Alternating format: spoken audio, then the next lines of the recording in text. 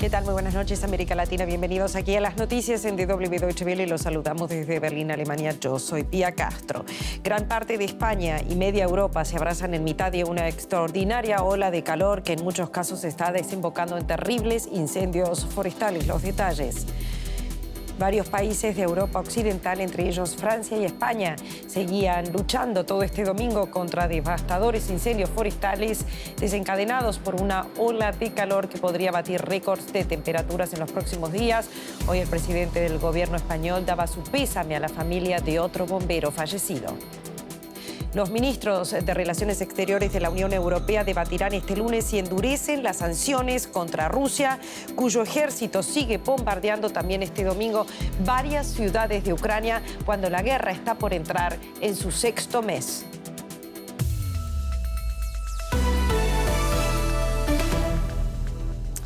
La extraordinaria ola de calor que golpea a gran parte de España y de Europa llega en mitad de una emergencia planetaria causada por los combustibles fósiles y en que los fenómenos extremos se han incrementado. Esta es ya la segunda ola de calor este año. Aquí las zonas más afectadas. Francia, España, Portugal, Italia y Grecia en llamas. Desde hace una semana, los incendios forestales hacen estragos en el sur de Europa. Varios bomberos han muerto y miles de personas han tenido que abandonar sus hogares. Es un verano especialmente difícil. Enfrentamos una sequía considerable debido a la escasez de precipitaciones durante el invierno y la primavera. Un mes de mayo muy seco y ahora estas temperaturas tan elevadas. La ola de calor que afecta a varios países europeos ya se ha cobrado cientos de vidas. Esta semana las temperaturas superaron los 40 grados en algunos lugares del continente. Y los meteorólogos advierten que la ola se traslada hacia un país que nunca antes había experimentado un calor así, el Reino Unido. Los pronósticos prevén temperaturas en Inglaterra que pocos hogares pueden soportar. Los expertos advierten que miles de personas podrían morir. Este es un calor serio que podría provocar la muerte de personas porque es muy intenso. Simplemente no estamos preparados para ese tipo de calor en este país. Por ello, las autoridades han pedido a la población que tome precauciones, tales como beber mucha agua, no exponerse al sol y cuidar a las personas con alto riesgo. Nos vamos ahora rápidamente a Madrid. Allí la ven, está Nicole Rice. ¿Qué tal? Muy buenas noches para hablar de toda esta situación que está viviendo el país. Se habla de una histórica ola de calor. Son regiones que son propensas en general a incendios. ¿Cuál es la situación ahora? Pues vemos una situación extraordinaria porque este año ya en total se han quemado 90.000 hectáreas en el territorio español por incendios, sobre todo en junio y en julio. Y de momento tenemos más de 30 focos activos en distintas regiones del país, en el norte, en el sur, en el oeste, en el este. Uno que es el más grande, ya lo oímos ahora en el reportaje, es en Extremadura. De hecho, tenemos 3 incendios grandes en Extremadura, uno arrasando 8.000 hectáreas y cientos de personas están evacuadas allí. También no saben lo que está pasando con sus casas, con sus terrenos, también con los animales que tienen, porque muchos son agricultores también. Allí pues están viviendo unos momentos extremos y dramáticos como en otras partes del país también, y eso todo a base de esta ola de calor extraordinaria. He hablado con una científica del Instituto de Meteorología aquí en España y me ha confirmado que de hecho los veranos ahora son mucho más largos que en los años 80, 5 a 6 semanas más largas, y también vemos que las olas de calor se están intensificando. De hecho, desde hace 10 años vemos que son el doble de las olas de calor que antes y también el doble en intensidad y duración. Y ahí ya podemos ver que pues, hay una conexión al cambio climático.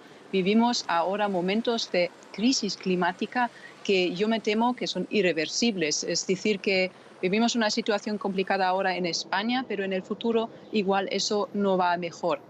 Muy interesante escucharte para entender la dimensión de lo que está viviendo también no solo Europa, sino también España. ¿Cómo está reaccionando el gobierno regional y el Ejecutivo Central frente a esta situación? Bueno, el presidente Pedro Sánchez mañana planifica viajar a Extremadura, zona muy afectada por los incendios, para hacerse de la idea de lo que son las necesidades allí.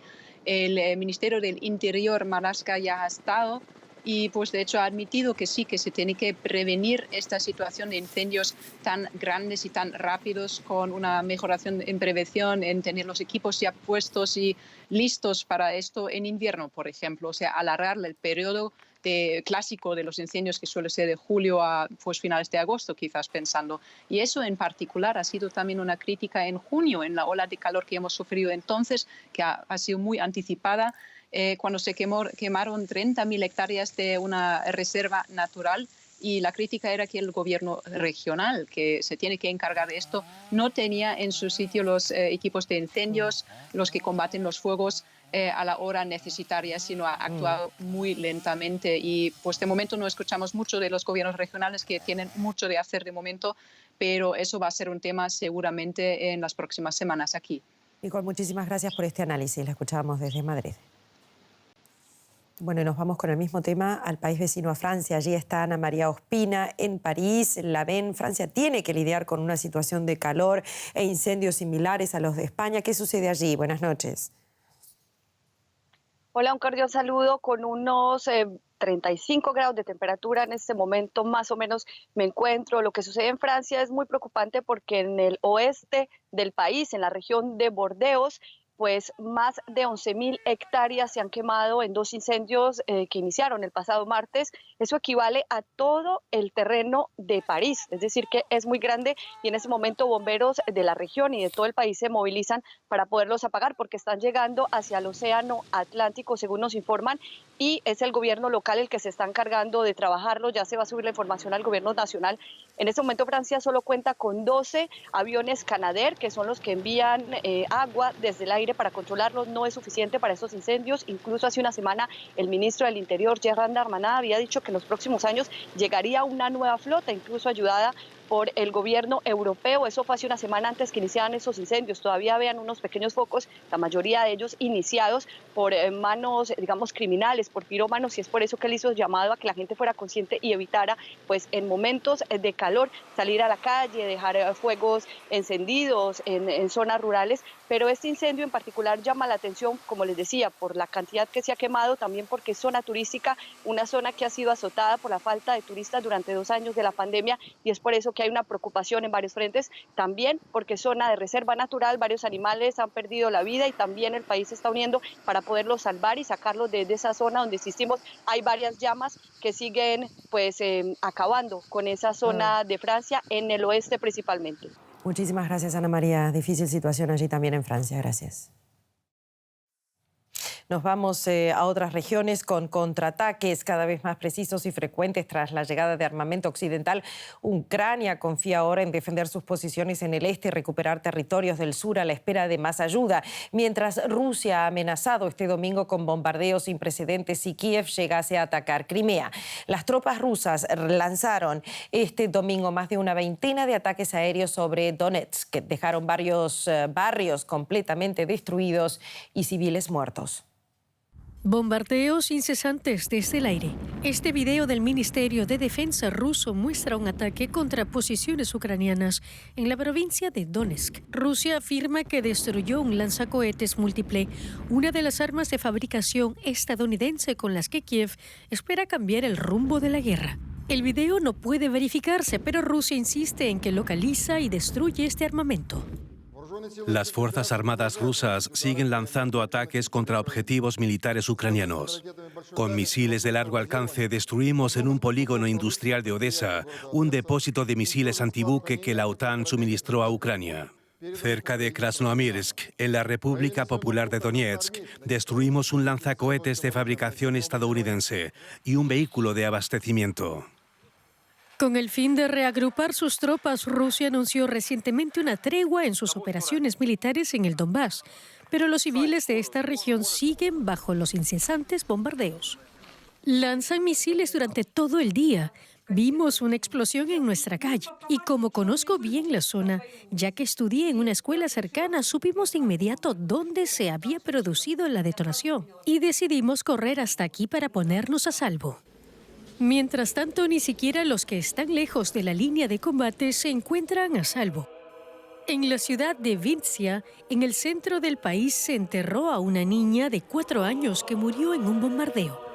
El sacerdote no se anduvo con rodeos. Esta gente que mató a Lisa y a residentes de Vinnytsia y que sigue matando a ucranianos sirve al demonio. Les espera el infierno eterno porque no habrá perdón para ellos. Sufrimiento, dolor e ira bajo la amenaza de nuevos ataques, también contra objetivos civiles. Nos vamos ahora a América Latina. El gobierno de Perú anunció una prórroga del estado de emergencia nacional del sector agrícola. La medida entrará en vigor este lunes y se extenderá, durante 167 días.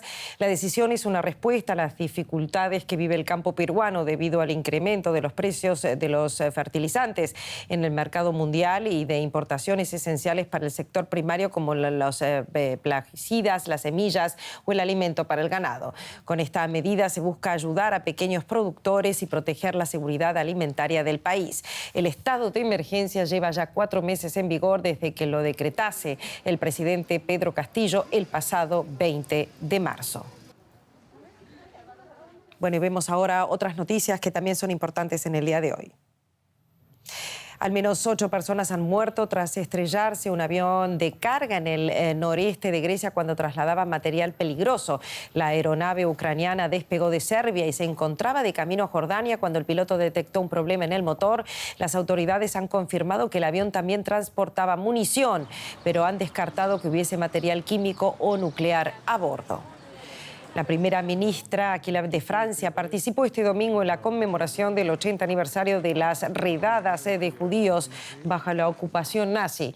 En julio de 1942, cumpliendo órdenes de los alemanes, la policía francesa detuvo a unos 10.000 judíos que en su mayoría fueron enviados a campos de exterminio nazis. El presidente francés Emmanuel Macron inauguró un nuevo memorial en la antigua estación de tren de Pithiviers.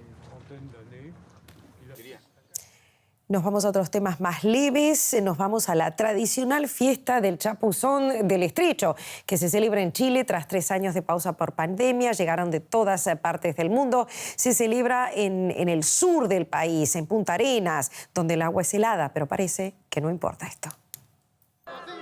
Podría tratarse de una playa paradisíaca de arena volcánica, pero Punta Arenas no se distingue por sus altas temperaturas. A la ciudad más austral del planeta llegaron miles de personas dispuestas a sumergirse en las gélidas aguas del Estrecho de Magallanes. Lo único necesario aquí es valor, una camiseta, ropa de baño y una pulsera identificativa. Estamos en el paralelo 53, somos la ciudad más austral del mundo. Lo que nos queda es Antártica, a 1 hora y media de la Antártica a través de Santiago. Y es por eso que para nuestra comunidad es muy importante tener estos eventos que nos vincula con nuestro estrecho, que nos vincula con la Antártica, con la nieve, con el frío. Y por eso que impresiona que 5.000 personas hayan inscrito hoy con 4 grados bajo cero para disfrutar de nuestro estrecho. Esta iniciativa nació hace 15 años como una broma entre 16 valientes. Desde entonces, miles de personas han repetido una hazaña nacional que actualmente también despierta el interés internacional. Ya tengo 5 años acá en Punta Arenas. Este es mi 4º chapuzón. Es un reto que me toca en mi vida y de verdad es un orgullo estar acá en Punta Arenas. Venimos de Santiago con mi familia. Ahí un amigo mío quiso probar la experiencia del chapuzón. Vinimos por otras cosas, pero justo nos topamos con estas fiestas que nos parece increíble. Además del frío y la diversión garantizada, la subida de adrenalina seguramente haya dejado a muchos de ellos con ganas de volver para la próxima edición. Y hasta aquí las noticias. Gracias por acompañarnos y volvemos nosotros dentro de un rato con más información actualizada, por supuesto, aquí en DW Deutsche Welle. Quédense con nuestra programación.